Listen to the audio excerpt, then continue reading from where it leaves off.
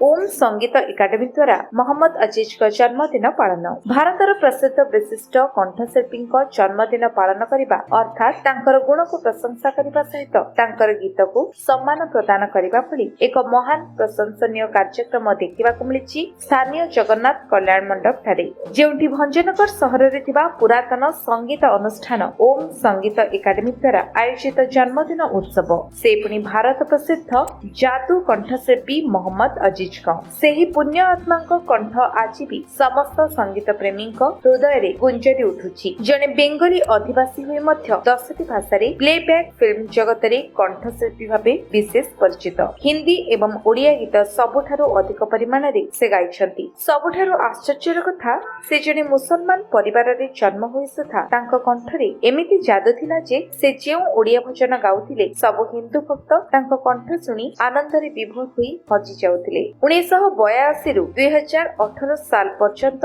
भारत को हजार हजार गीत गाई अनेक प्रशंसार पात्र होई परिछंती। 20,000 रु अधिक गीत गाई आज से अमर होई जाइछंती। ओम संगीत एकाडेमी निर्देशक प्रदीप कुमार स्वाईଙ୍କ सभापतित्व आयोजित कार्यक्रम अतिथि भावे अवसर प्राप्त शिक्षक तथा संगीत गुरु राजाराव, अवसर प्राप्त वन कर्मचारी सुरपाणी शतपथी, अवसर प्राप्त शिक्षक नेता संतोष कुमार जेना एवं जगबंधु जेना, संस्कृति गवेषक जगदीश पाणिग्राही सभा मंडन करथिले। कंठशिल्पी मोहम्मद अजीज को उद्देश्य रे केक काटिबा सहित अनुष्ठान निर्देशक प्रदीप कुमार स्वाई, चांदिनी सिंह, सौम्यरंजन ब्रह्मा, शिवप्रसाद साहू अजीज को गाइथिबा गीत परिवेशन करी एक संगीतमय परिवेश सृष्टि करथिले। एम बालाजी, दंडपाणी स्वाई, राजा बाबू यंत्र संगीत वादन रे सहयोग करथिले। पुरुषोत्तम महापात्र, समीर महापात्र, दुर्गा माधव आचार्य, रंजित जेना, नव बिसोई, गिरीश साहू, ब्रजविहारी आचार्य, केशव आचार्य भली अनेक संगीत प्रेमी जोग देइथिले। कार्यक्रम को परिचालना करथिले लोहरा खंडी साहित्य संसदर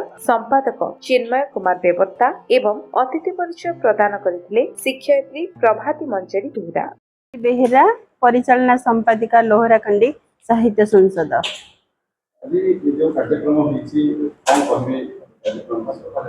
स्वर्गत मोहम्मद अजीज होउछन्ती एमिति एक कंठशिल्पी जहां संगीत आज गुंजरी उठे प्रति ओडिया प्राण रे। असंख्य ओडिया गीत गाई समस्त मन गोटे स्वतंत्र स्थान तैयारी करितिबा ए जो कंठशिल्पी तांकर आज जन्म जयंती पालन कला ओम संगीत एकाडेमी। यह एक निश्चिंत भाव गोटे नियारा प्रयास।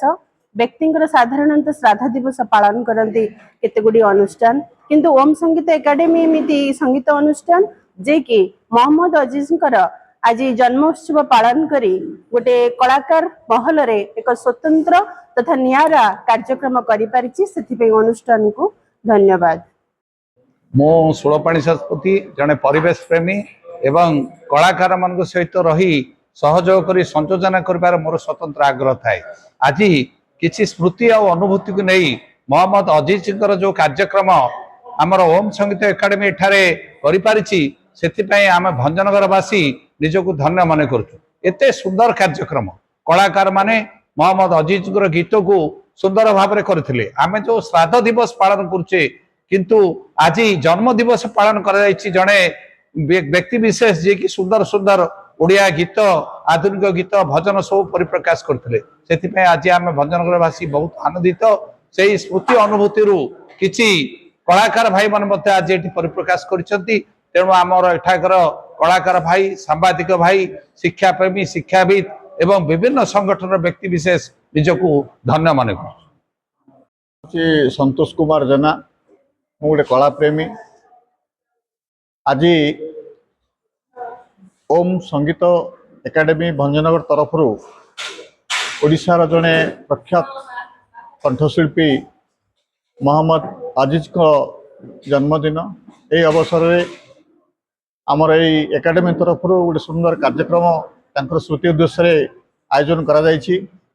एथिरे आम अंचलर बहु संगीतज्ञ कलाकार आज जोग देइछन्ते। आ निश्चित भाव मु धन्यवाद देवी जे मोहम्मद अजीजंकर बहुत जो ओडिया गीत आज आमर कलाकार भाई माने बा संगीतज्ञ जो माने आज गीत को परिवेषण करिसन्ते तांकर गीत को सुनी बहुत खुशी लगिला।